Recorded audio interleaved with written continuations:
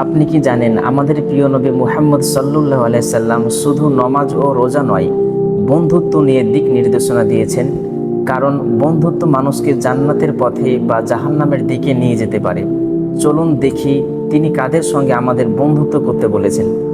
রাসূল যদি আমাদের বন্ধুত্বের নিয়ম নীতি শিখিয়ে দেয়, এর চাইতে উত্তম কিছু হতে পারে?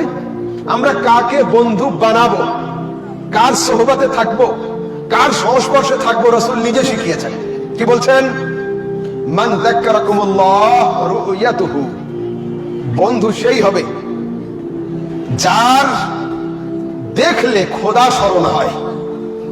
প্রকৃত বন্ধু সেই যাকে দেখলে খোদা ইয়াদ হবে।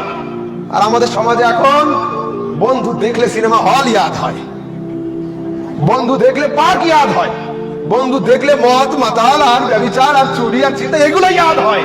রাসূল শেখাচ্ছেন না, প্রকৃত বন্ধু সেই যাকে দেখলে খোদা স্মরণ হয়। তারপরে ওয়াজাদা ফি ইলমিকুম মানতিকুহু, যার কথাবার্তাতে, যার বক্তব্য শুনলে, যার সংস্পর্শে থাকলে, যার আলোচনা শুনলে তোমার কাছে 4 কিলো ইলম থাকলে রাতের মধ্যে 6 কিলো ইলম হয়ে যাবে, জ্ঞান বৃদ্ধি পাবে। বন্ধু এমন হতে হবে। তারপরে ওয়াযাক্কারাকুমুল আখিরাহ আমালুহু, আর উত্তম বন্ধু সেই হবে যার চলা, যার ওঠা, যার বসা, যার ইঙ্গিত, যার খাওয়া, যার যাওয়া, যার নামাজ, যার ইবাদত, যার আরাধনা, যার উপাসনা দেখে আখিরাতের ভয় মনে আসবে আর কবরের খৌফ অন্তরে পয়দা হবে। এই 3 ক্যাটাগরি যার মধ্যে পাবেন, এই যুবক, সেই তোমার প্রকৃত বন্ধু। অন্যথায় বন্ধুত্ব ছেড়ে দাও, ও বন্ধুত্বে কিছুই হবে না। বন্ধু এমন হবে যাকে দেখলে খোদা ইয়াদ আসবে।